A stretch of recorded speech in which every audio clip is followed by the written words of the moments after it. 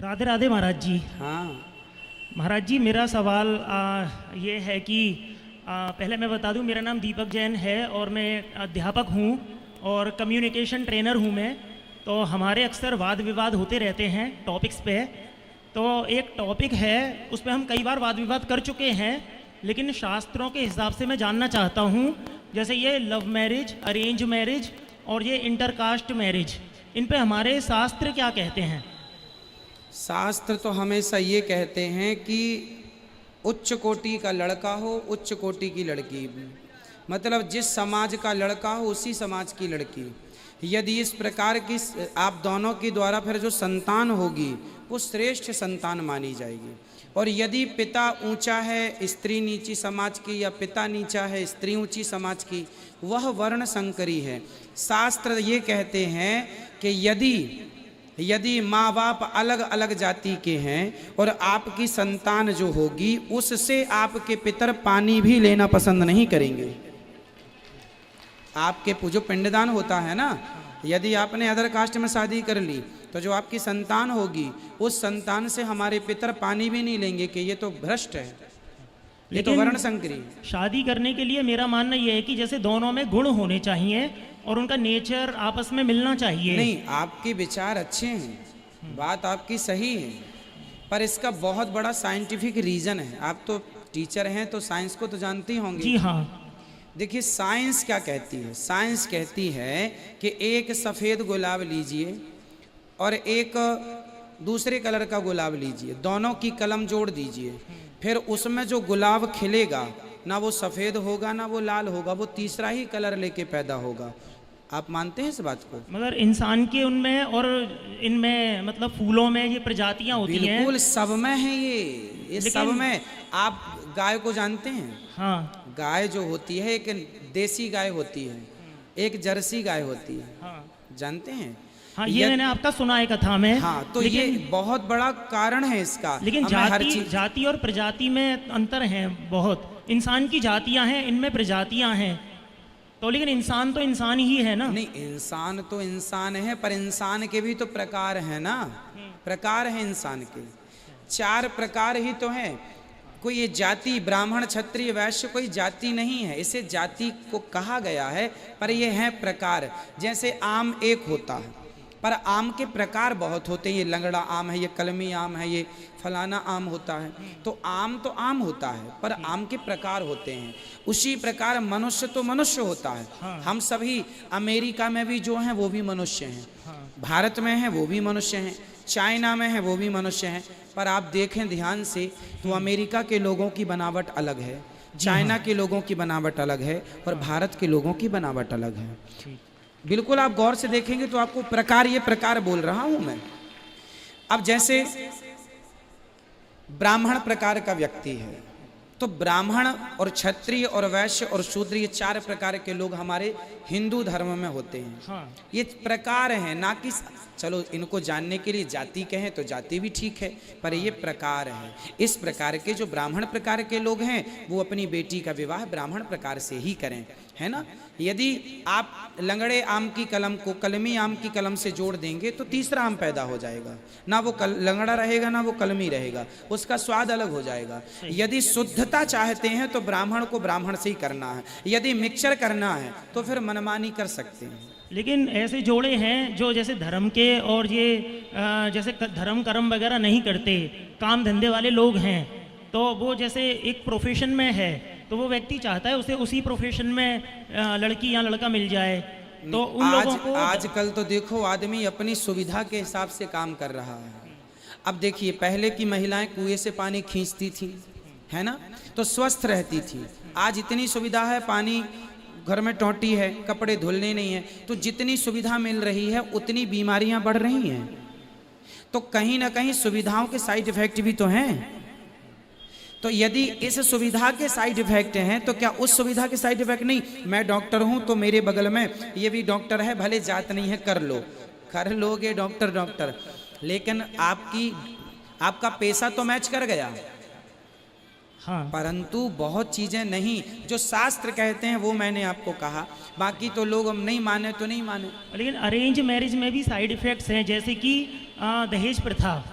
और ये दहेज प्रथा का कारण मेरी नज़र में ये अरेंज मैरिज होती हैं जो माता पिता फिक्स करते हैं, ये उसकी वजह से, क्योंकि जो लव मैरिज करते हैं, जो आपस में प्यार करते हैं, उन्हें लेन देन से मतलब नहीं होता कोई, ये मैंने बहुत देखा है। हाँ, लेन देन से मतलब नहीं होता बेटा। हमारे समाज में ना दहेज था ही नहीं, लोग अज्ञानवश।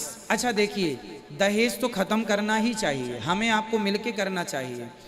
मैंने भी जब मेरा विवाह हुआ तो मेरे ससुर जी ने मेरे से पूछा था, हमारे पिताजी से, हमारी माँ से, क्या लेंगे, क्या डिमांड है आपकी। साफ इनकार कर दिया था हमने, हमारी माता ने, पिता ने, कि हमारे बेटे में काबिलियत होगी तो वो कमा लेगा, आप तो लड़की दीजिए, बस अपनी तैयारी करिए शादी की।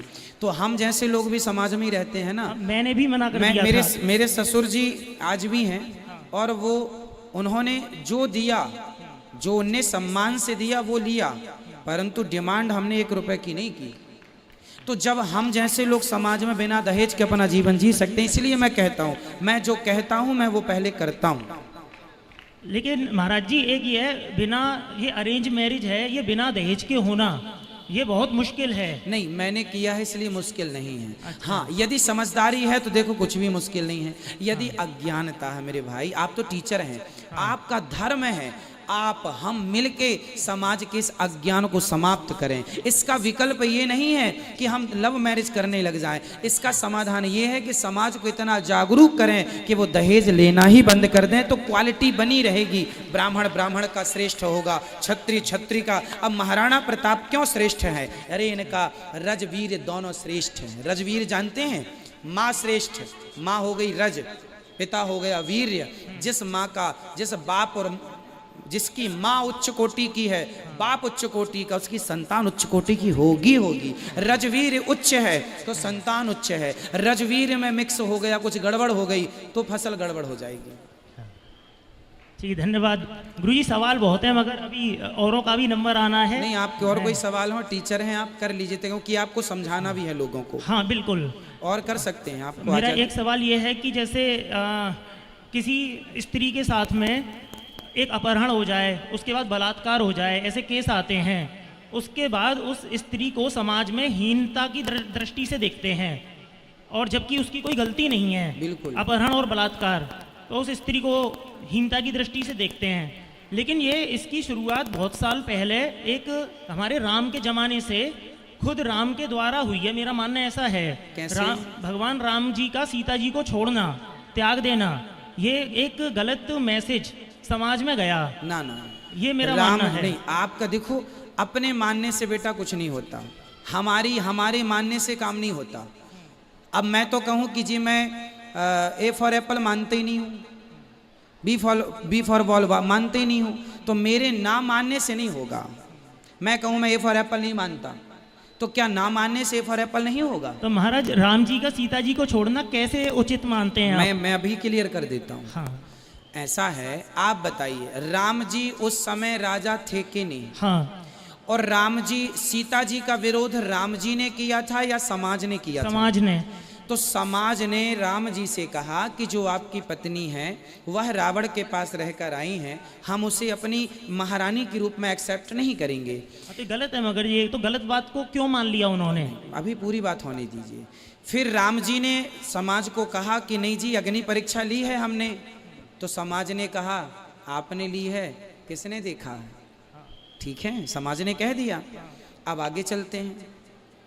अब यदि राम जी कह देते कि नहीं तुम गलत हो, मेरी पत्नी तो बिल्कुल, अच्छा राम जी को पता था कि मेरी पत्नी शुद्ध है, पवित्र है, बिल्कुल। राम जी को आपत्ति होती सीता जी से, तो रावण के यहाँ से आने के बाद सिंहासन पे बिठाते क्यों? राज तिलक जब हुआ तब तो साथ में थे ना। राम जी तभी कह देते वनवास जाओ, तुम तो रावण के पास रह के आई हो। इसका मतलब सीता जी से आपत्ति राम जी को नहीं थी, होती तो उसी दिन त्याग देते।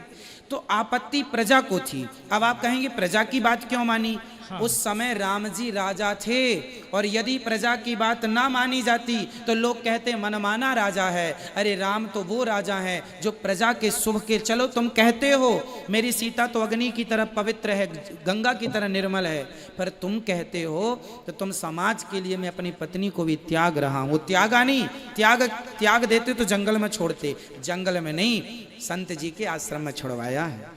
लेकिन वो जिम्मेदारी। पत्नी, लेकिन वो गलत नहीं थी, अपहरण हुआ था। नहीं, पहली बात तो वो पवित्र थी और वो अपहरण कहाँ हो गया? वो रावण ने अपहरण ही तो किया था ना हाँ, उनका। रावण ने अपहरण किया तो रावण ने गलत किया ना। हाँ, तो सीता जी को सजा मिलनी ही नहीं चाहिए थी। हाँ, सीता जी को सजा मिली ही नहीं ना। सीता जी को सजा कहाँ, राम जी की तरफ से तो नहीं मिली। आप बताइए क्या राम जी दोषी हैं इसके? भाई प्रजा, आप यदि राजा होते, चलिए आप थोड़ी देर के लिए राम जी की जगह खड़े हो जाइए, आप राजा होते और आप सम्राट हैं पूरे दुनिया के, और आप यदि कहें कि नहीं मेरी पत्नी का मैं पक्ष लूंगा, तो समाज क्या कहती? कैसा राजा है ये? प्रजा की बात ही नहीं सुनता। भले राम जी जानते हैं कि मेरी पत्नी सही है, पर यदि वहां पर पति सिद्ध करता, राम जी सिद्ध करते कि मेरी पत्नी सही है, लोग तो यही कहते पत्नी का पक्ष ले रहे हैं। लेकिन त्याग देने से तो और साबित हो जाएगा। प्रजा कहेगी देखो उन्होंने त्यागा। साबित नहीं हुआ। साबित तो फिर सीता जी ने अंत में जब पृथ्वी पर समा गई, फिर तो सिद्ध हो गया कि वो पवित्र थी। समाज, वो मैसेज ये गया है कि समाज में आप सीता ही क्यों ना हो, आप राम ही क्यों ना हो, समाज तो कहेगी। ये मैसेज है। समाज का काम है कहना, इसलिए समाज कहेगी, और समाज कहेगी तो कहने दो, हमें परवाह नहीं करना। कहने वाले राम और सीता दोनों को कह गए, ये मैसेज गया है। राम जी ने सीता का त्याग नहीं किया, ये बिल्कुल मस्तिष्क से हटा दीजिए। और ऐसे प्रजा को भगवान तो बहुत बड़े वो थे, पुरुषोत्तम, उन्हें अपने ज्ञान के आधार पर समझा भी तो सकते थे उसको। कैसे समझाएं मेरे भाई? जीवन में कुछ चीजें नहीं समझाई जा सकती, नहीं समझाई जा सकती, वो सिद्ध करके बताना पड़ता है। यदि राम जी कह देते कि मैं नहीं छोड़ता सीता जी को, सारी प्रजा एक तरफ से कह देती राम जी तो अपने पत्नी का, परिवार का पक्ष, परिवारवाद का आरोप लग जाता। इसलिए इस धरती पर सैकड़ों राजा हुए हैं, पर राम राज्य की हम लोग कल्पना करते हैं, क्योंकि राम जैसा राजा जिनके राज्य में कुत्ते को न्याय मिला। मैंने एक दिन कुत्ते की कथा सुनाई थी कि राम जी ने एक कुत्ते को न्याय दिलाया था, वाल्मीकि रामायण में सब लिखा हुआ है। ठीक है, इसलिए ये आरोप लगाना गलत है कि राम जी ने त्यागा है। राम जी उस समय मजबूरी थी, प्रजा का आरोप था, और राम जी राजा थे। और वही, अच्छा ये बताओ, राजा का धर्म क्या होता है? प्रजा की बात मानना या पत्नी की बात मानना? हाँ, हमारा राजा का धर्म है, मैं उस मानता हूँ। समय राम जी ने पति धर्म नहीं निभाया, उस समय राम जी ने राज धर्म निभाया है। राज धर्म है, क्या करें, मजबूरी है। बाद में फिर सिद्ध हो गया ना, जब सीता माँ पृथ्वी में समा गई तो फिर क्लियर हो गया कि ये पवित्र हैं। बहुत बहुत धन्यवाद गुरुजी। मैं यही मथुराई का रहने वाला हूँ, मैं आपके पास आता रहूँगा। खुश रहिए। और मेरे सवाल तो बहुत हैं, मगर मैं चाहता हूँ सबका नंबर आ जाए। गुरुजी बहुत बहुत धन्यवाद आपके समय के लिए। खुश रहिए, खुश रहिए। आप सभी प्रभु प्रेमियों को जय श्रीमन नारायण, जय श्री कृष्णा, राधे राधे। तो फ्रेंड्स, आपने यह छोटी सी वीडियो देखी। वीडियो बहुत ही तार्किक और बहुत समझने वाली बात थी, और बहुत इस वीडियो के माध्यम से बहुत नई बातें सीखने को मिले फ्रेंड्स। तो आप इस वीडियो पर बने रहने के लिए आपको तहे दिल से धन्यवाद। और आपको वीडियो कैसा लगा कमेंट करके जरूर बताइएगा। गुरुजी का जो समझाने का तरीका होता है वो आपके हृदय को छूता है या नहीं, वो भी जरूर बताइएगा, और कमेंट में राधे राधे जरूर लिखिएगा। और आपकी मर्जी हो तो चैनल को सब्सक्राइब, वीडियो को लाइक और शेयर जरूर कीजिए। हम मिलते हैं किसी अध्यात्म से जुड़ी हुई इसी तरह के वीडियो में। तब तक जय श्री कृष्णा, राधे राधे।